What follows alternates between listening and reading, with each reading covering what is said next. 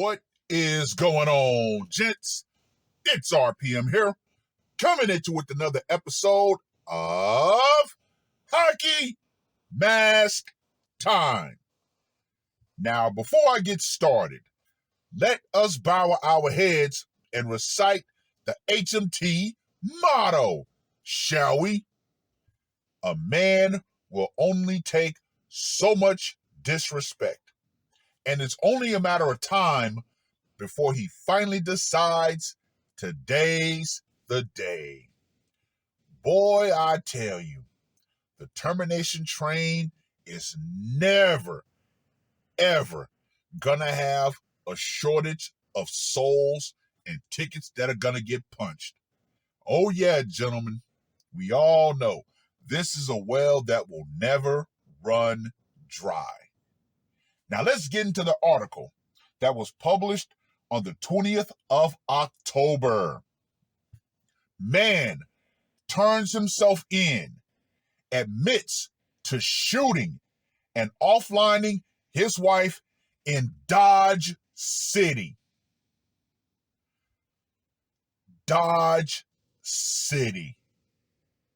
Now let me just go ahead and say this right here. Woo! Dodge City. Gentlemen, never in my wildest imaginations did I ever think I would be doing an HMT in Dodge City, of all places here in America. Now, of course, there's a famous idiom that I myself use called get out of Dodge. Now, let's go ahead and do a brief history behind the origin of that phrase, shall we?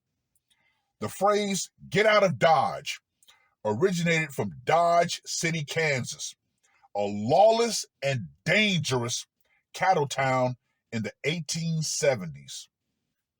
As a rough and wild frontier town, it was a place where trouble often led to being run out of town, shot, or locked up. The phrase was later popularized in Western films and TV shows like Gunsmoke, which is one of my favorites, Bonanza, The Rifleman, where it was used to tell villains that they had to leave the city before sundown. The idiom means to leave a difficult or dangerous situation quickly. Wow.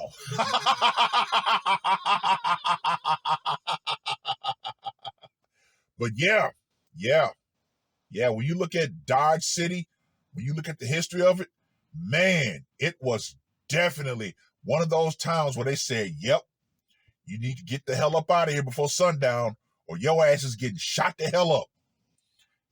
A 31-year-old Dodge City man is facing first-degree termination charges after police say he shot and offlined his wife Monday morning. Dodge City Police Department officers were dispatched to the 3000 block of Gary Avenue at around 5:48 a.m. in response to reports of shots being fired.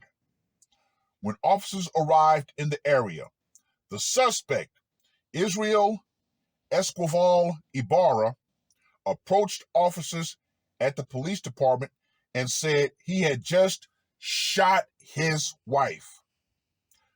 Put a major pin right there. Officers responded to the location given by the man, and they found 31-year-old Emma Benitez in her vehicle with multiple gunshot wounds. Despite life-saving efforts by first responders, the woman was pronounced deleted at the scene. The suspect was taken into custody without incident. 12 News was able to confirm through online booking records that Israel was booked into the Ford County Jail on suspicion of first-degree termination.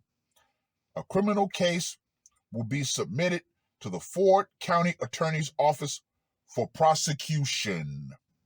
The investigation remains active and ongoing.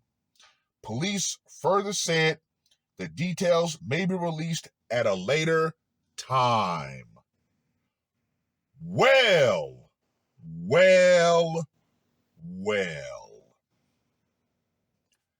Gentlemen, this man surrendered to the police. What does that entail? That's right.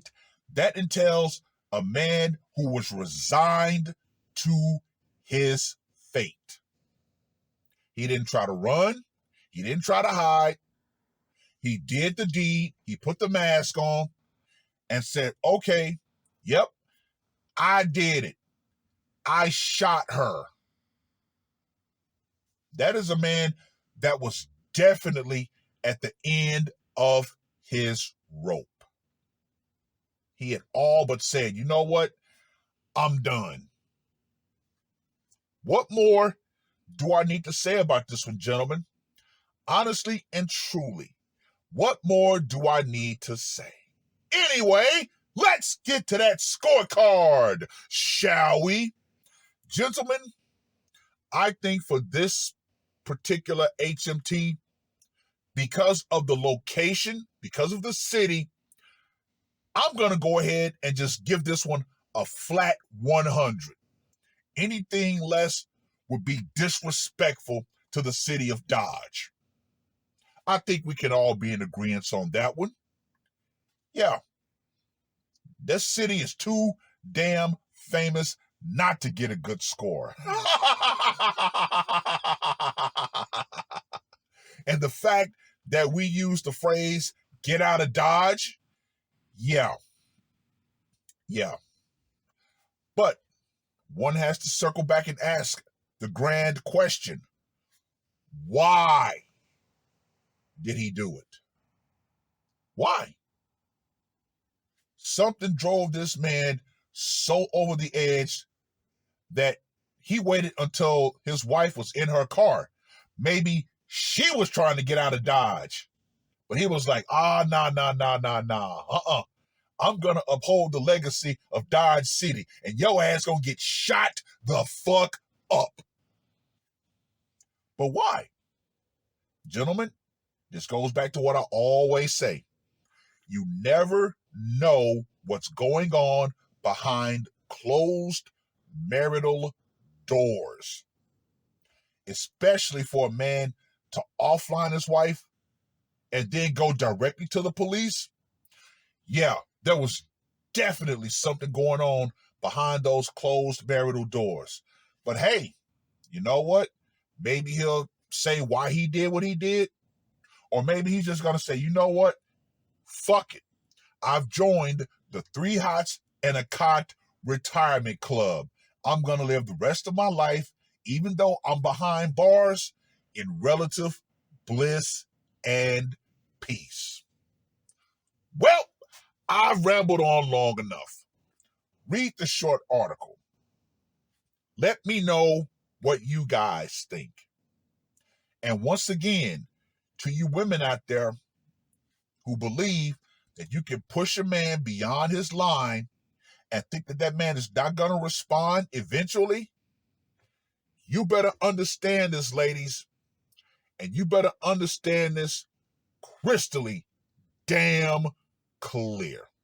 The power you think that society gives you, which is fake, which is false, by the way, to think that you can just continuously fuck with the man in your life, piss him off, drive him to the edge. Yeah, that power always goes out. Feminism and believing that the police are going to be there when you decide, oh, I'm going to use the gun of the state to protect me. Yeah, that's going to go out right along with it. Because once again, this is the perfect illustration of a man who said, you know what? I no longer fear the consequences of my actions. Therefore, I'm going to act. And it was lethal action that he took. It is what it is.